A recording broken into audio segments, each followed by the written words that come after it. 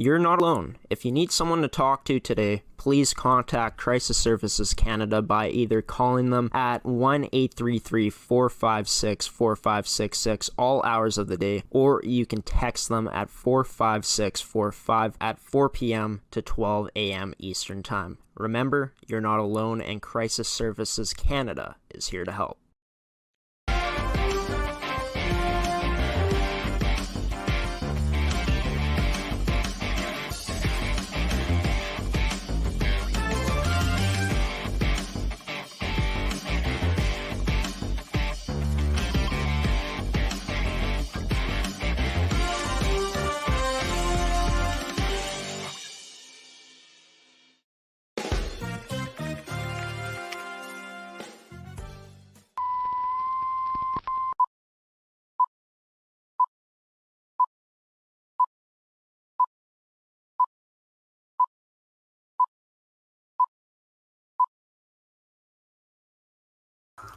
Good morning and welcome to this edition of Coffee with Graeme on ASTV Productions. I'm your host, Graeme Forsyth. Happy to be with you on this Thursday morning.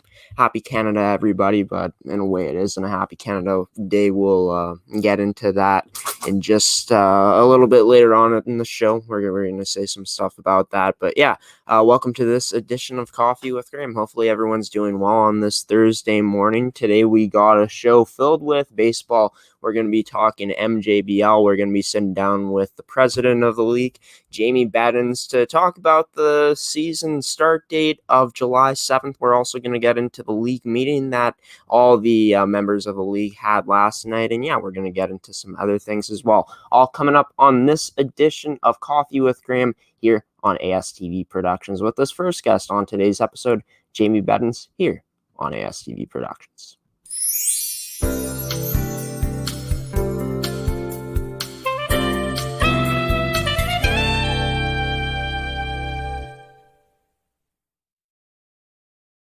Joining me on the show on this Thursday morning, Jamie Bettens. Jamie, always nice to connect, man. It's great that you're going to have some great news for us today to do with the MJBL. How are you doing? How are you doing on this Thursday morning? Always good to start my morning with a little coffee with Graeme. It's a pleasure, and we don't take it for granted. We love the opportunity to talk about our great league and get a chance to reintroduce myself to you every so often.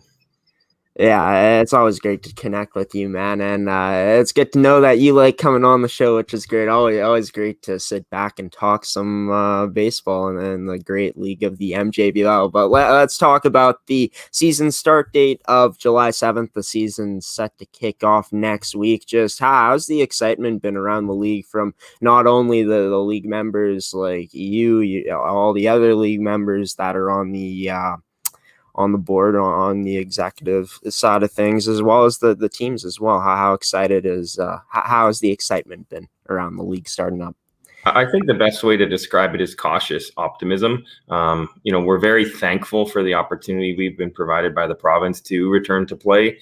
However, there are some unique challenges that we're going to have to overcome, as an individual team and as a league. But it's nothing that we don't think we can handle. The biggest,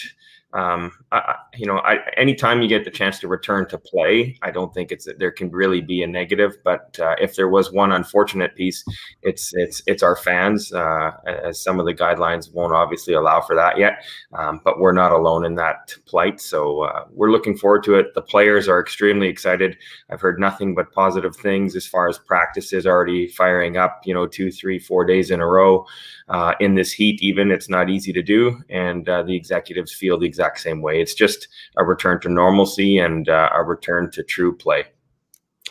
Yeah, and it's going to be interesting to see what challenges this pandemic is going to be posing this season. But just talk about the things that you think that are going to be needed to be done for us to see a full season in the MJBL again, like we saw last season. Yeah, it will be reduced. We're going to reduce it by about a game per team down to about an 18-game schedule. We've lost the St. Boniface Legionnaires. The issue there really was just trying to get players in, and with COVID rules and everything else, the timing never worked for them. They'll be back in full next year. We have no worries about that.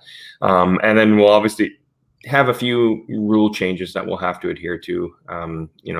12 players per side. It's a number of 25, but in order to keep it equitable, we'll split 12 and 12 with both teams.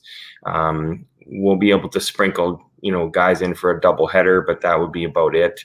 We're still going to, keep masks on when not able to maintain the 6 feet distance. So things like in the dugout or a meeting with the umpire or a mound visit. Unfortunately for us, no handshakes, and we'll be able to kind of give cheers or give a salute to the other team, but that's about as far as we'll let it go.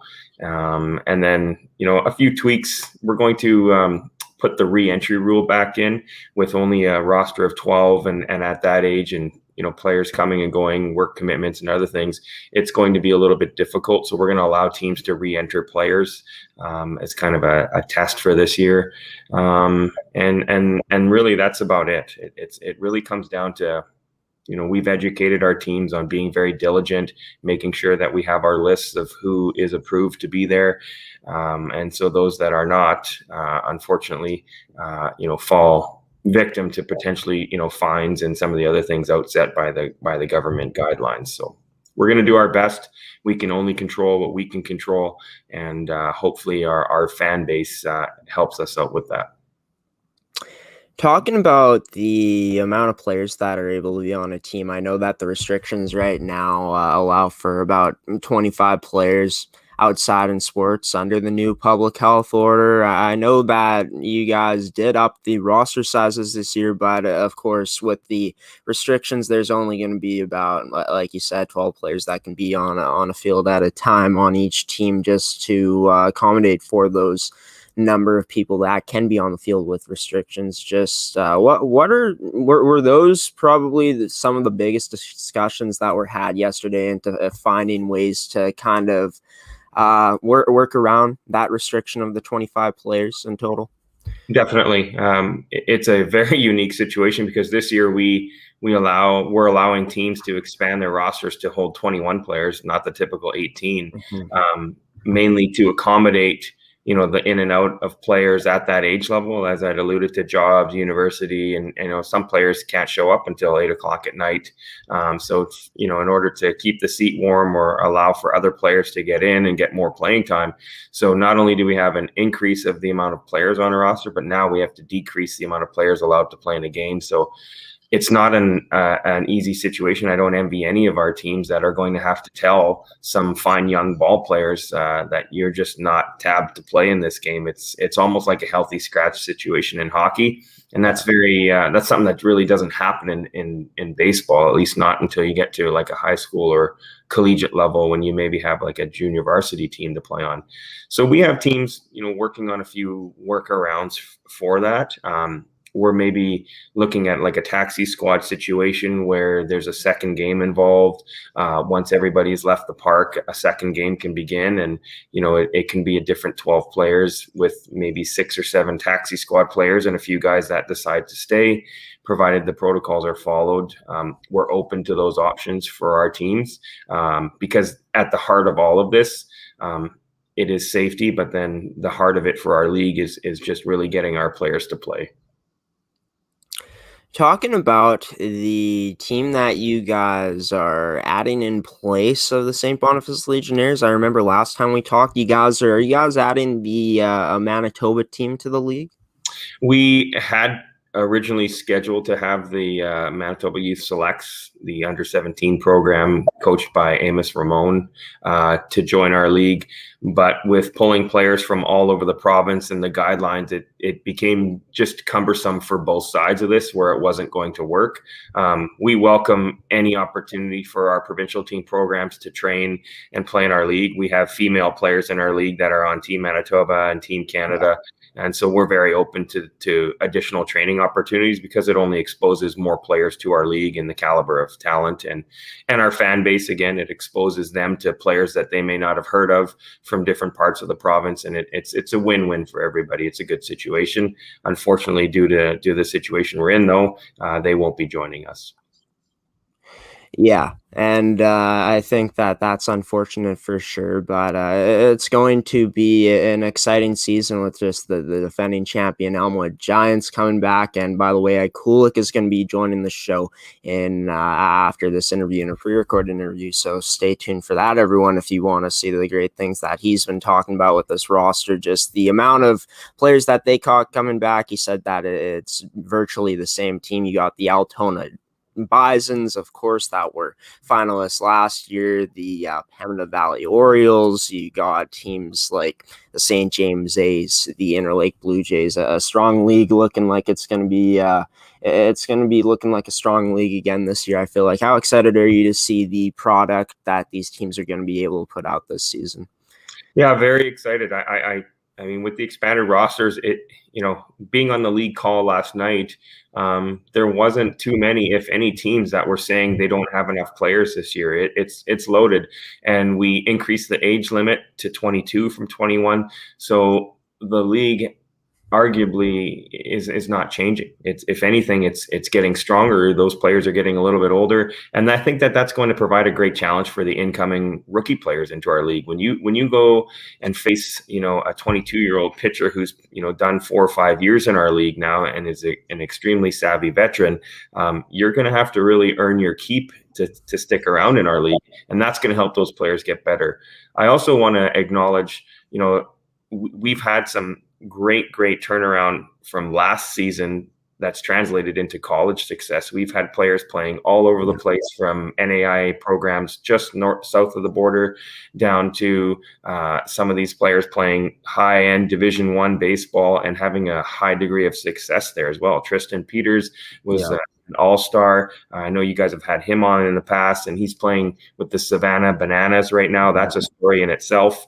But again, our Manitoba born and bred players are playing Division I university baseball down south in the States. They're playing all over the place. They're playing at junior colleges. And so that gives me a great sense of pride as the person kind of residing over the league, that, we are doing the right thing, and we do have the right people in place to promote and grow our product. And we're very proud of that we can continue to boast those kind of numbers.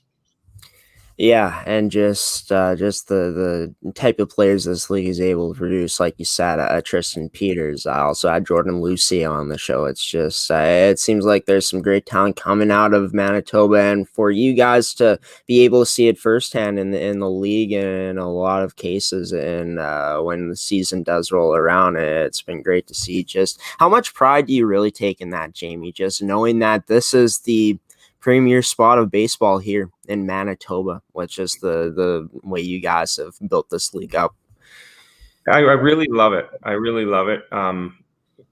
For me, deep down, the unique thing is, I was fortunate to play in this league, and then I was fortunate to be a coach and an executive, and then take on the role of president. Aside from maybe taking the 50-50, which I'm sure I did over the years too, there's not too many jobs I didn't do. So to really be a part of the fabric of this league means a lot to me. And for somebody who was fortunate enough to have a cup of coffee in a few unique places for the game, to try and provide some level of leadership to try and help the next player do the same thing, or likely get even farther, which would be even better. I love it. So I love running the Twitter feed. I love promoting how our players are doing, and I love meeting the fans. I love going to some of the parks and seeing the unique people that maybe do the scorebook in Pembina Valley, or who gets the foul balls in Carillon and things like that. And that's what really makes this league. It's a provincial wide league.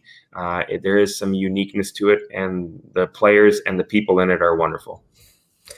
Yeah, for sure. And it's going to be so exciting to see what's going to be happening coming up this season with the talent returning to the league, the talent that is also coming up into their first years in this league as well for those players. But yeah, we're going to go to our first commercial break here in the show. We're going to talk more about the meeting that this league had last night. We're also going to talk about the opening day coming up on July 7th with that triple header coming up next week. So stick with us. That's all coming up next here on Coffee with Graeme. We're going to go to our first commercial break. We'll be back in just a moment with Jamie Bettens, president of the MJBL.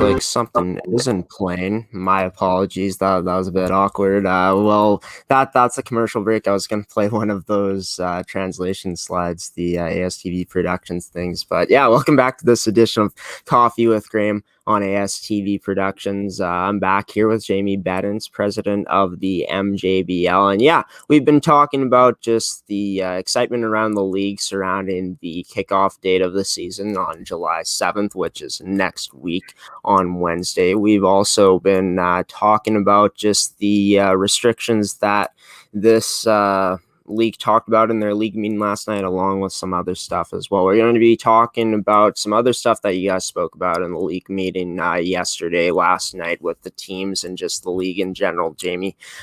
Just the rules for spectators. You hinted about it a bit early on in the show, but can you explain what's going to be happening with that, just with the regulations that are put in place with the new health orders? So essentially, our teams will be permitted the 25 spectators per, and it'll be split from both teams. The one thing I liked hearing at this meeting is there's going to be good communication from one team to the other as to how many people are coming to the park. Obviously, we'll have to formulate a list so that if challenged at any time, we can be confident that we can account for who is in there that should be in there.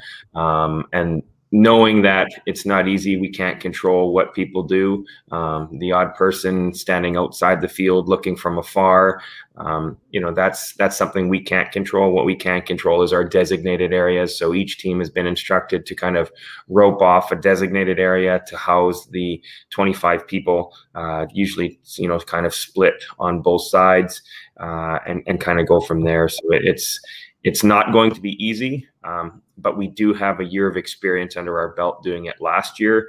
And I'd be lying if I said we weren't crossing our fingers that, Manitoba keeps working hard and hitting our targets for the return to play, I guess, for the whole province. And hopefully some restrictions are lifted, and maybe come playoff time, we have even more fans to celebrate our great game. Yeah, for sure. You only want to see those numbers going up, right? And hopefully that happens in the next health order, whenever that is. I'm pretty sure it's set for a few days into August at this point. But yeah, just talking about the playoff schedule, do you feel like we will be seeing playoffs this year in the league? Is that something that was discussed about in the meetings? We're very hopeful that the August guidelines turn around and allow for tournament type play. Our league is a little bit unique to the Baseball Manitoba concept, where you're hosting provincial tournaments in multiple small towns across the province. The opportunity for cross-pollination and spreading something like COVID is a lot harder to do a lot easier rather with the younger ages. But with us, we're a little more concentrated. We can control it a little bit more. So we're not closing the door as Baseball Manitoba had to do for provincial championships. We're going to leave our window open, and we're looking at a few different options to maybe have some sort of single site or double site, double elimination tournament over a weekend instead of a bunch of series that are spread out over 2 or 3 weeks. So we're going to extend the opportunity for teams to play more regular season games, and we'll have to do that at the expense of the playoffs and just do it over a weekend instead. Yeah, that'll be interesting for sure to be able to see that. And just speaking about teams being able to start training, I know the Giants started off their training on, they had a practice on Sunday after talking to Ed. That's what he talked about. And just how nice is it to see these teams on the field back again, practicing with their teams? Yeah, it's great. The players are extremely energized. We're seeing them, post pictures on Twitter, pictures of just even the grass. Elmwood did a lot of renovations to their field, and I saw a few guys post like, wow, so good to be here again, those kind of things, my second home. And when I see things like that, that tells me that, the passion may have dwindled a little bit, but it's never left. And when you see an Ed Kulyk or an Adam Kirk in Stonewall, and some of these guys that have been in the league for so long, still, throwing those ball pants on and going to the field as the first people there to set it up and the last person to take it all down and go home. You really can't say enough about those people in times like this. You have to applaud them, and our volunteers never get the due that they deserve. And I just hope that, a completed season and being able to declare champion makes them feel like they've accomplished something.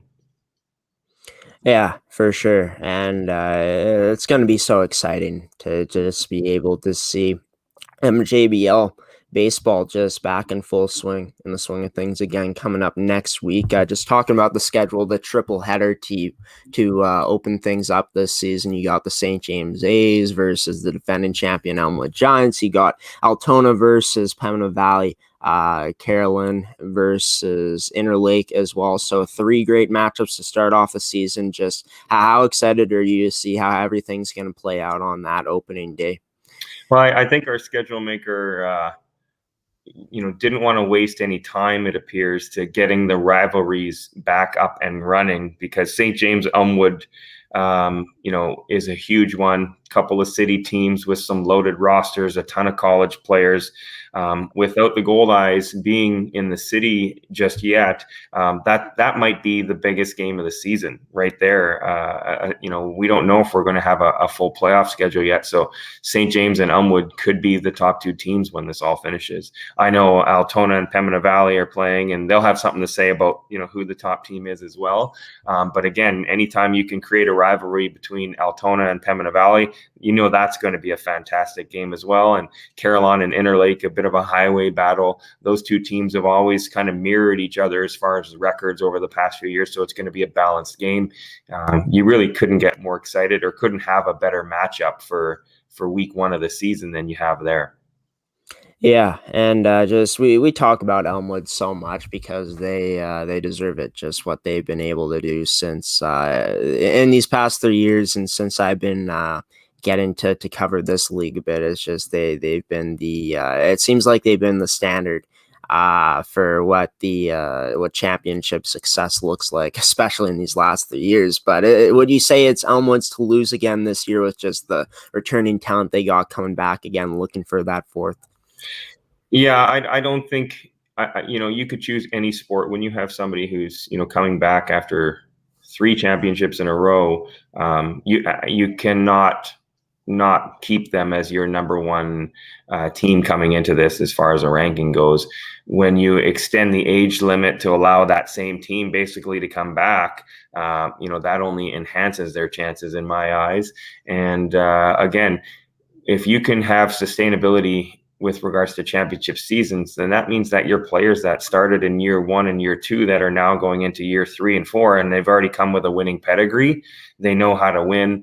They can teach it to the incoming guys as well. And so, you really have something there that's, pretty special, and hats off to Elmwood for that. They're easily one of the top franchises in our league. And it's great to have that because other teams will obviously look to aspire to be like them, and that only makes the product better. Yeah, and we saw a team like Interlake give them a battle in that series. Well, the scores didn't indicate it in the wins that Elmwood had, but Interlake was able to take that second game of the series last year and force that game 3, which was something that was interesting for sure, just how Interlake gave them fits at times last year, just in close games. But yeah, would you say that there's a team like Altona, like you talked about, a team like Pembina Valley that is going to, have something to say about who the top team could be in this league? But, which team do you see stacking up the best against Elmwood at this point going into this season? You know what? I think it's wide open, and that's an easier answer for the president of the league to say and not pick favorites. But at the same time, Altona had some key losses in personnel in going into the final. Yeah. Otherwise, that could have been a different outcome. Then you look at what you talked about Interlake and how they, took Elmwood to the brink, and that could have changed things. I think St. James is loaded with a lot of players coming back. They've done some heavy recruiting. But then again, I wouldn't take anything away from Pembina Valley. Tristan Peters is not there this year, but they always have a balanced attack, and they seem to draw a lot of players that also play senior. So they faced a little bit of an older, stiffer competition. And then you have Winnipeg South. And Winnipeg South is hungry. And if you look at the history of Winnipeg South, they are such a talented organization from the 13, 15, and 18U programs that those players have gone to tons of provincial and national championships, had a lot of success as well. You cannot discredit that pedigree when they come up to the junior leagues, because if that team has a little bit of familiarity with each other and they've played championship baseball, I wouldn't count them out either in any of this. And it's going to be an 18-game sprint. And if the tournament format goes through for a double elimination tournament and it's not a 3 or a 5-game series, it is absolutely going to be madness in the best possible way. And it's going to be very exciting. Yeah, it's going to be so exciting, of course, with the great talent in this league, like we've talked about. And yeah, just the tournament format that you guys got coming up to decide things. It's going to be interesting for sure. One thing that I'm interested about, do you feel like last season with a team like Altona losing players due to college seasons starting up, do you feel like that's something that we could be seeing again in the league this year? We talked about it last night. We hope not. I think it's entirely possible for a few guys to kind of, enter their commitments a little bit early. Last year with the COVID protocols in the US, it was a little unique in that schools were calling their players probably as much as 3 or 4 weeks early to get them quarantining, so that they were quarantined, clean, had a perfect bill of health going into their fall season. And this was well before they were typically reporting. So that led to a lot of those situations. We don't seem to have that this year with double vaccinations and vaccination passports and the like. So we're fairly optimistic that the product that starts the year finishes the year. Yeah, it's going to be so exciting to see. Like I've said, it's going to be awesome to get to watch some MJBL baseball this year.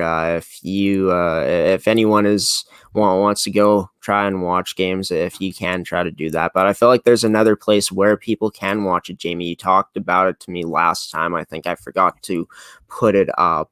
Where's the place that we can sit back at home and watch the great baseball in this league? Well, Amateur Sports TV is a group that we are in contact with, and they do a great product with Glenn and the group. Yeah. They have Coffee with Graeme, which is a fantastic show too, that highlights our league. So we're very, very optimistic that we find a way within the COVID protocols for like a camera crew to be down there and be able to broadcast our games. One for I think most specifically for the fans. There's a lot of parents and grandparents that this is such a big part of their summer, brothers and sisters and even younger players that look up to these older guys and want to play in the league at some point. I think it's very important. So if we can find a way to do that or get some sort of I'm not sure if it's really an exception, but we're certainly open to that and very hopeful that we can do that for our fans. And then for the college scouts that, want to see how some of our younger players are doing or progressing, to provide that opportunity for them is something that ASTV is unique to the market with, and we appreciate that they can do that. Yeah, well, we're excited to be there to cover it for you guys. It's going to be very exciting. It's going to be an awesome season. Jamie, I know I'm going to be talking to you a lot in this season as things roll along in the MJBL. So yeah, I'll probably get to see you a lot coming up this summer here on Coffee with Graeme. It was awesome having you on the show on this July 1st Thursday. I hope that everything goes well for you guys this season. I really do. Can't wait to cover it. Always appreciate the coverage, and I can't wait to see as many fans as we can have, restrictions provided at all of our games. Thanks again. Yeah, no problem. Always a pleasure. Jamie Bettens, president of the MJBL. We're going to take another commercial break here in the show. After the break, I'll be back to introduce the next guest. It's Ed Kulyk from the Elmwood Giants. You're not going to want to miss what he has to hear on this edition of Coffee with Graeme here on ASTV Productions. We'll be back in just a moment after this commercial break.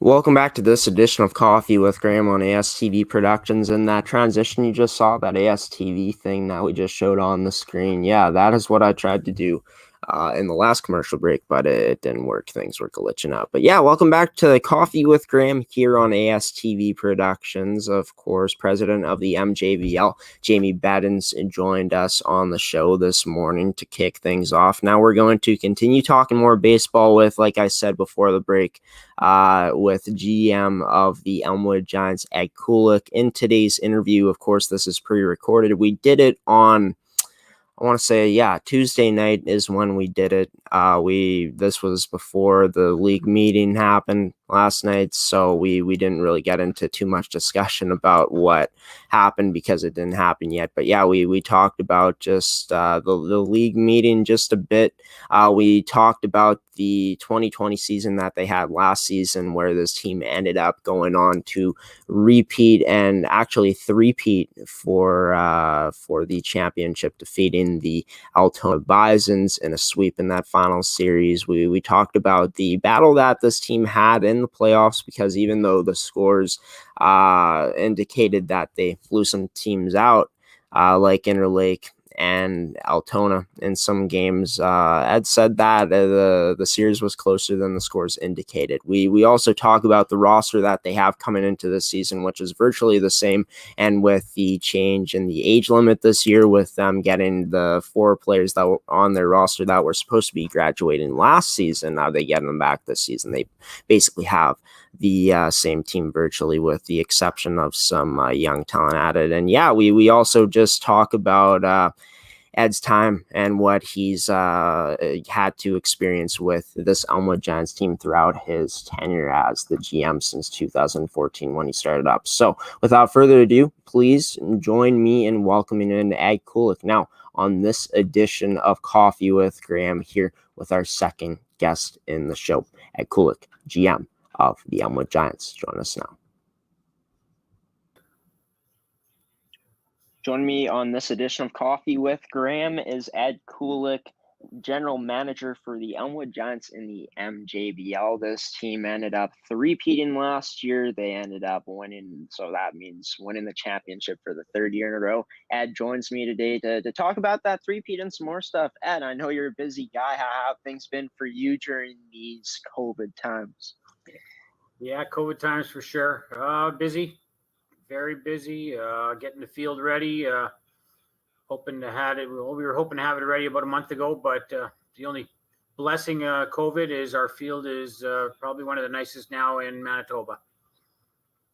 Yeah, that's definitely a silver lining. Just knowing that you probably have the best field in Manitoba. Just what's this past weekend been like for you and the team? Of course, with the restrictions, the new health order being announced, that we can get some baseball back in some capacity. Just what's that been like? Just being able to meet with the team and stuff like that. How have things been going for you guys in the past month, I guess? It was exciting, very exciting. We were optimistic that something was going to happen, and when the announcement came, we were ready to hit the field. Working on the field, we've got 5 teams playing out of there to sort of balance the schedule to get all 5 teams playing out of Koski Field. Was a task at hand, but we got her going Sunday, and we're going twice a week, 3 times a week this week. But the field's got practices going twice a night. So we'll probably by the weekend we'll have 4 workouts in. That's great. Is the team looking like it's finalized and ready to go for this season, or there's still some decisions you guys got to make? What's going on there with the roster? We pretty much the same team's back. Yeah. The same team from last year's back. We've added a couple of younger first years to kind of feel what it's like to play in the MJBL. They've expanded our rosters to 21 this year, which helped us tremendously with bumping the U21 up to U22. So our 4 graduating players are back this year. So we're packed, but it's going to be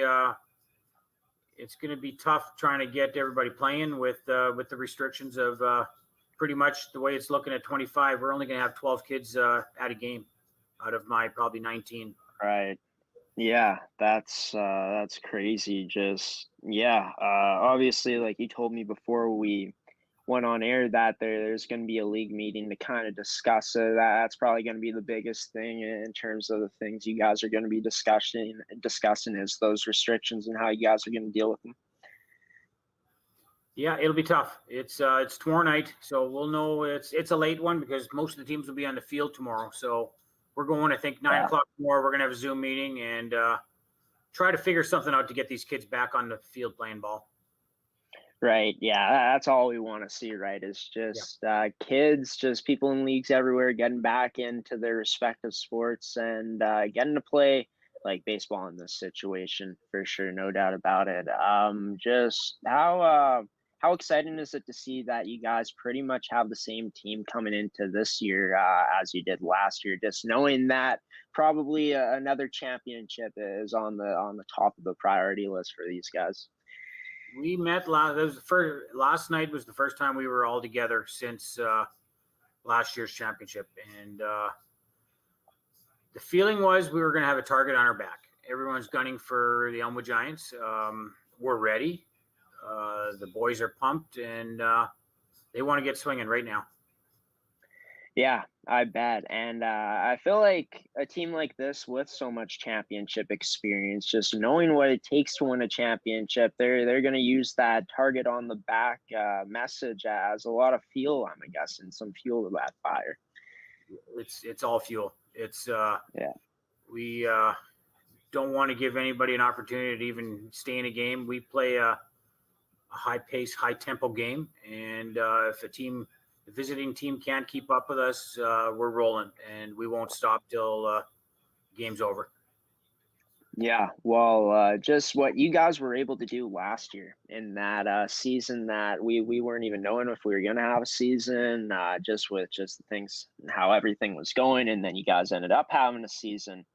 You guys ended up being able to play through the regular season and the playoffs as well. This team finished first in the league at 16-5, was 4th in the league in runs scored at 122, and least runs against at 74. Just looking at that number, the least runs against in the league. Great defense. What was you guys had the top pitcher in the league last season, and Brandon Reset. Great defensive players like Darnell White. How much can you speak about this team's defense and how strong they are coming into this year, looking to improve some more? deep down, I think we're going to be stronger. Darnell went away to University of Calgary, had a year. It was a COVID year, so they didn't do a lot of game playing, but he's bigger, stronger, faster. Owen Harms, Dawson Tanner, like the kids are bigger, stronger, faster, and it's going to show this year for sure. In terms of that offense, 4th and runs last year at 122, which was a great number. You guys really turned it up in the playoffs at 52 runs, which was first. Just how excited are you to see just with players getting better going off to colleges last year in the season, or just throughout this season before coming into the MJBL? How excited are you to see this offense come to fruition once again? It's going to be exciting. If you would have been by the park last night after batting practice or during batting practice and heard the sound, like just the crack, it's like the boys are hitting it. They're bigger, stronger. It's going to show this year. There's a lot of power, a lot of speed. It's going to be good. Yeah, no doubt about it. It's going to be scary what you guys are going to be able to do, especially with the returning guys that you have, like the same team pretty much, like you said, adding some new guys in. Yeah, but just in terms of the three-peat, so was last year's team, just speaking about was last year's team coming in as an experienced team as well? Like how long has this group been together during the three-peat? I'm going to say majority have been 2 years. So the experience we took 2 years ago into this past season helped us tremendously. Like anytime we were down a couple of runs, nobody was concerned. They knew that we had the offense to score 2-3 runs. It's a unique group of kids. You can't explain. We've got kids from all over. Like we've got from Verdun, Brandon Mercet's from out near Dauphin. We got some Charleswood kids, local kids, and they're from all different walks of life and areas. And once they pretty much put on that Giants uniform, it's you're a teammate. They're brothers. They get along, and they got each other's back. That's awesome. And you had a chance to start off with this team back in the 2014 season. Just being able to see all these teams that you've been able to manage throughout the years. What would you say is probably the most unique thing about the team last year? Would you say it was just that ability to stay calm under that pressure? Pretty much. It's like pitching, and you watch MLB, and you can't walk guys. Walks normally turn into runs, and if we were on, we were good to go. If we got into some pitching problems, like we tell our pitchers, put the ball in play. With the defense you have behind you, the chances are you're going to get outs. But when you start walking batters, we can't help you there. And our pitchers really turned it around this past season from the year prior. I'll use Nick Doig as an example, who really struggled 2 years ago, and he came around, matured. I think he got bigger and stronger, found his role, and threw strikes. And he was a big surprise for us, and pretty much leads by example. And the rest of the pitchers are all on the same page. Yeah, and seems like even though you had a top pitcher in Brandon Mercet, like you said, guys like Nick and the other pitchers, would you say that this the reason the pitching was so good was not only because of the skill that you guys had, but just the amount of skill that you guys had throughout the lineup with the depth? The depth was like Nick. He pitched in St. Cloud, so he was in college. Brandon Mercet, who is working now, and we're going to lose him for the first almost month. He's up north in Gillum working construction. But an up-and-comer, Tyler Smith, Donnie Smith, who pitched for the Goldeyes, his son, is going to be probably one of our aces this year. Wow. Yeah. It's exciting. Yeah. So even though you're not going to have Brandon to start off the season, you're confident that this group as a whole is going to be able to go out and do their thing just with the maturity. Yeah. Yeah. Right on. our depth. Kevin Burnett, who came out of the bullpen a lot. He was in Lethbridge at the Prairie Baseball Academy this past year. He did a lot of pitching there. He's gotten bigger and stronger. And then with Tyler Smith, Nick Doig, we've gotten a first-year Eli Fairstein from Charleswood area. He's been throwing strikes pretty good. And then Dawson Tanner, who came out of he's way up near Verdun there with Team Manitoba. He was living with Amos Ramon. He needed a place to play, and he's five tools. Like he can play. He's starting shortstop, and he could be 1A, 1B on the bump. Yeah, that's crazy to have that much talent. Just all around the lineup. That depth is crazy. Could you just speak about the lineup you guys got in terms of the batting order? Just I'm assuming like not just the 1, 2, 3 hitters can hurt you, but just the 4, 5, 6 hitters and just everyone in the lineup. Just speak about what's so special about this offense this team has at this point. Well, you go starting at the leadoff. We had Darnell, who's probably the fastest in the league. We moved him down into the number 9 hole. Rookie should have been rookie of the year last year. Justin Scott, starting right fielder, all-star. He's phenomenal. He's moved into the leadoff. He's been hitting phenomenal, and anything hitting the gap, it's almost double. He's thinking triple. And then we go into like Riley Traeger, who's probably one of the best hitters ever to be in the MJBL. And then you come into the meat of the order with Burnett, Dawson Tanner, Owen Nightchuck. It's like I'm putting guys in the 7 hole, 8 hole who should be hitting in the 2, 3 hole. So 1 through 9, it wouldn't matter where any of them batted. We would be just as strong.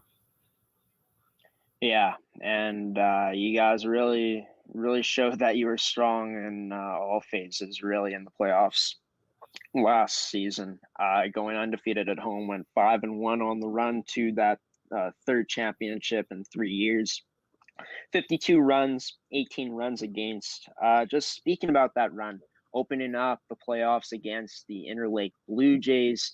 You guys open up with a game 1 win, 12-1, end up losing the second game 10-7, closed it out with a 4-2 win in game 3. So in that series, after dropping that second game, after having such a dominant performance in the first game on paper, just you felt that experience really come out in that last game, and knowing that you guys were starting to, that was the wake up call we needed, maybe. Pretty much, yeah. Interlake gave us a run every game this past year. We cannot play well in Stonewall, and they are a gritty team. And like I said, they 2 years in a row they had a chance to actually knock us off with one hit here or there. And but it's if you were in our dugout, nobody ever gets uptight. Nobody's yelling and screaming. It's like they know they have an opportunity to come back and win a game, and they pretty much proved it. Yeah, for sure. And with that 14-2 win in game 3, for sure, it was definitely a statement game. Like, you're going to take one game on us, but you're not going to take a second one, for sure.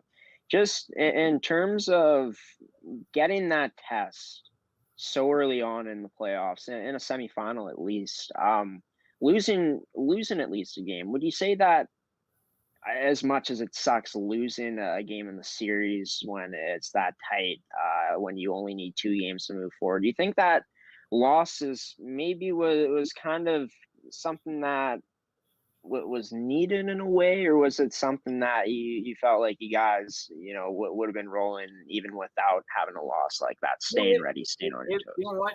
That's a good question. Like, that was a wake up call. Like, the boys were they were pretty cocky, confident. They had swagger. Like, they walked around like they were number 1, and all of a sudden they kind of got humbled a bit and figured like, oh wow, so we do have to come out and play at 100%.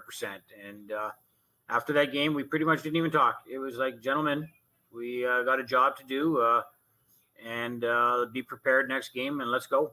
And they showed it in game 3. Do you feel like that is also one of the biggest reasons why you guys have stayed so successful. Like, obviously every team wants to handle themselves professionally, but it seems like you guys are always business first, business mindset of going out there and taking care of business. Just that ability to treat players with professionalism and treat them like this is kind of a business in a way when it comes to MJBL with the Elmwood Giants. Yeah, the Elmwood Giants have been around a long, long time. I played back in the day, and to wear the Elmwood Giant uniform is an honor that a lot of kids really want to do. And winning breeds good players wanting to come to my team. And we don't do a lot of recruiting. It's like the good players end up calling me, do you have a spot for me? And we normally find somewhere for them. Sometimes they have to ride the pine for a little bit or get an opportunity when, you hate to say it, somebody gets hurt or is struggling. And I think that's pretty much why we've been so successful. Yeah, for sure. And, it's definitely shown on the field, just that type of mentality, just you guys being able to win as much as you have, especially in these recent years. So we're going to go to a commercial break here in the show. We're going to be back in just a moment after this commercial break to talk about that championship series against the Altona Bisons, as well as just some other things as well. In this edition of Coffee with Graeme, I've been joined by the general manager of the Elmwood Giants, Ed Kulyk, on this edition of the show. Stick with us. We'll be back in just a moment here on Coffee with Graeme. Why go solar? Solar is better than ever. Our revolutionary design and inverter equipment with the latest in solar panel technology for the ultimate in-home and business security. That's right, I said security. Grid security and security of your home are linked. Fortify your future today with a battery backup system. No maintenance, quiet running. Did you know in Manitoba, grid-connected, off-grid, and battery backup systems are 100% right off in the year you purchase for any company or farm? Do you want to back up your internet, keep your tills running, and the lights on? We can install a system that is right for you with battery backup fully capable of taking on all those essential loads and keeping you running. When you call our experts at Evolve Green, ask about getting your free energy audit today. Call or email today to find out what system works best for you. 1-866-5EVOLVE or support@evolvegreen.ca. Also, be sure to check out our website at www.evolvegreen.ca.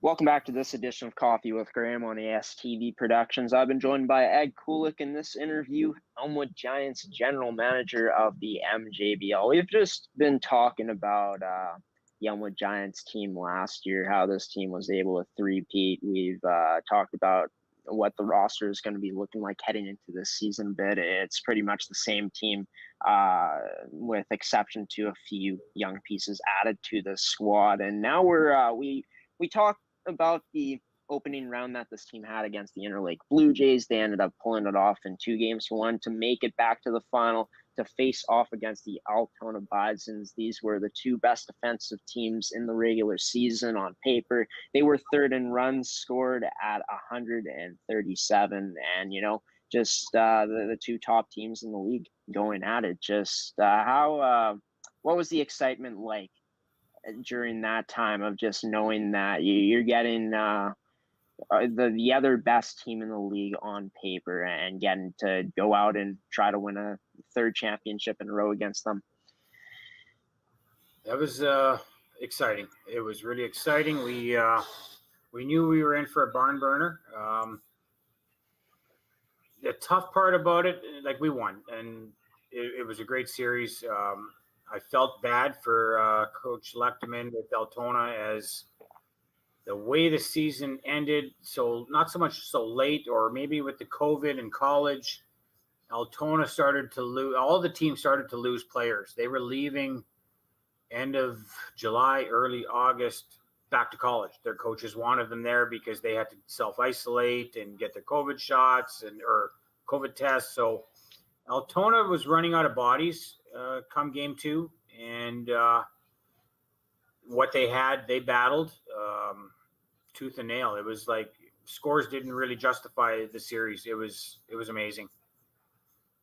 Yeah, and to be able to go out and win against a team like that, definitely unfortunate with them losing some players due to the college season rolling around. But yeah, you guys went out and swept this team in the series, dominated game 1, 11-1 by the score. I don't know if the stats tell the whole story, but shut them out in game 2, 3-0, and clinched the championship with a 5-4 win. So just throughout that 3-game span, what would you say was, besides, the factors of Altona losing some players, just for you guys to be able to go out and have the success you did and to winning a 3rd straight championship against them? Like, that series was tough emotionally, physically. It was 3 days in a row. It was bang, bang, bang, 3 games. Right. And like, we had to be on our game. We came like game 3 where they had some younger kids just to field the team in game 3, and they battled. It went to extra innings. We ended up winning it with a walk to win the championship. But this game was back and forth. They had so many opportunities with bases runners on 2nd and 3rd with 1 out, and a line drive to 3rd. We double off for a double play. Like, there was just things were going our way. But it was one of the best series I've ever been a part of. Yeah, I bet. Even though it was a sweep and like I said, game 1 was 11-1 for you guys. Just, I don't think the stats on paper do it justice, as you're saying. Just an exciting battle of a series for sure. And just with this team coming up with clutch plays in those moments when Altona was pressing the score, just how much does that say about just how this team can go out and perform in those clutch moments? We've spoken about how nothing really faces this team, but to do it at that highest stage, just how proud does that make you, of a coach, to see how far this group has come? It's a great example. Just as you were speaking, our starting left fielder, Graeme, hurt his knee. And I looked on the bench. We have Dylan Duguay, who's 18U out of North Winnipeg. He's been practicing with us all year. And as I said before, you kind of wait for that opportunity if somebody's struggling or somebody gets hurt. Garrett got hurt. Dylan went in and clutched. And I can't remember exactly when in that. He hit a left field gap for a triple, 2-run triple. Yeah. Which just pretty much the benches erupted. And here's a kid who hadn't played a game yet in the 2 games, comes into game 3 and just clutches up. And it was just phenomenal. That's wild. Yeah, just crazy just how it all came together with players like that stepping into those big moments. Just to be able to win the championship in a season like this, after not only battling through a series like this, but also winning when there was so much uncertainty if we were going to be seeing a season. Just how does that championship compare to just all the other championships that this organization has been able to win with you? This was the biggest, as you said, like Saskatchewan, Alberta, British Columbia. I think all 3 Western provinces did not have a baseball season last year.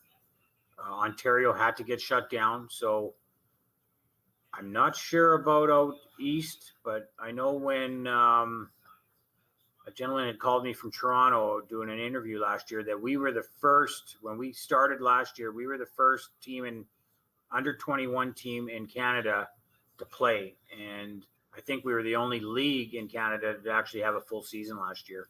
So yeah, with all that, it's rewarding like you wouldn't believe. Yeah, for sure. And just it's just such a reward for you guys, especially just not like for you guys to win a championship in a season like that. Experiencing what you guys experienced last season, just the experiences of handling COVID-19 coming into this year. How do you feel like that has helped better prepare not only yourself, but just the team to expect like what's to come with COVID? For like in the spring, we were able to, I think we had 2 kind of partial workouts when they weren't sure about gatherings. So we had a couple of workouts, and Coach Dave Nychuk is he's the best coach I've ever been a part of.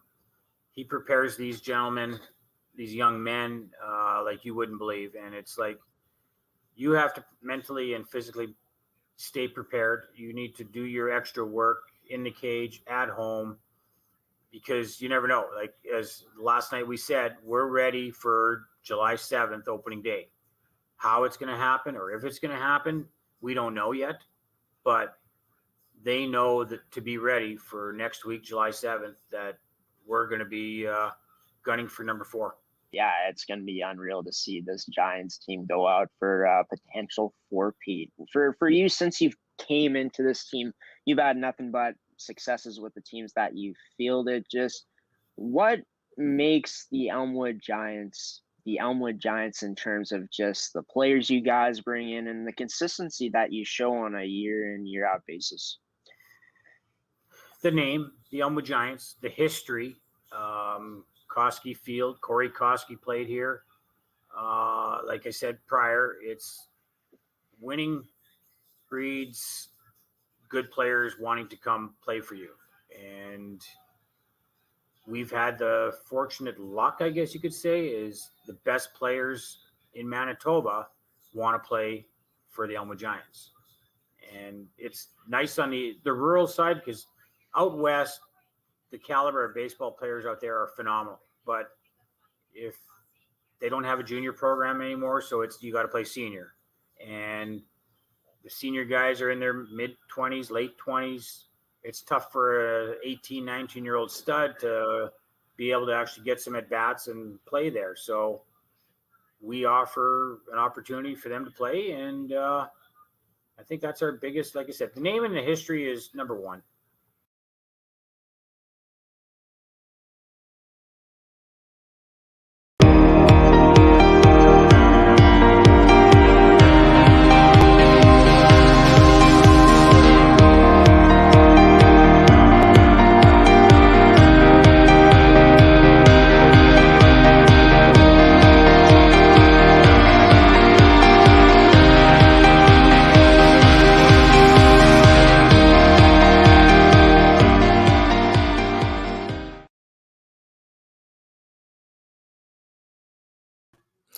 Welcome back to this edition of Coffee with Graeme on ASTV Productions. You just watched the interview that I did. We did it on Tuesday night. I did with Ed Kulyk, general manager of the Elmwood Giants, joining the show to just, talk about the 2020 season as well as the team heading into this year and some other things as well. This is going to do it for this edition of Coffee with Graeme. And before I go, I just want to clarify something that I said early on in the show. I also said it on Rise and Shine Manitoba. I said Happy Canada Day, and in other years this wouldn't be a problem, but after having some time to think about what's just been happening with the discovery of First Nations children under residential schools, it's heartbreaking, and it's unfortunately something that's been it's been there for a very long time. Just the children under the schools, it's just coming to light now in terms of the media talking about it and stuff like that. And instead of saying Happy Canada Day, as I've said in this past week, I think that it should be a day of just looking back and reflecting on things. And I know that's what a lot of people have been doing. People have been posting on Instagram, and that is great, but that is only the start of us coming to change, right? So instead of saying Happy Canada Day today, don't say Happy Canada Day. Just use this as a day to reflect. Use this as a day to start getting into that reconciliation. I think that's the word, but continue to reconcile. I think that's a huge thing. And yeah, I know a lot of people have been saying wear orange and black. I didn't have an orange shirt that I could have wore today. I didn't know black was another color you could wear, but I would have wore my black golf shirt if that was the case. But yeah, I'm going to be wearing either orange or black today. And one other thing that I'm going to do, I thought about this and look something up after during the break. And it's a place that I'm going to start putting in here for the upcoming months and the foreseeable future. It's a page on CanadaHelps.org. It's First Nations Child and Family Caring Society of Canada. That's what it is. So the First Nations Child and Family Caring Society of Canada page on CanadaHelps.org. And you can donate to this charity. Either $25, $50, $100, or $500 are the options that are listed. There's also another option, so you can donate any amount of money that you want. And, you don't have to donate. I know that money can be tight for some people. I'm not sure if I'm going to donate. I want to, but money is tight for me. So I'm going to do the due diligence of sharing this. And on our broadcast and the links of the description, stuff like that, maybe say stuff and at some part of of our episodes, just like we do with Crisis Services Canada.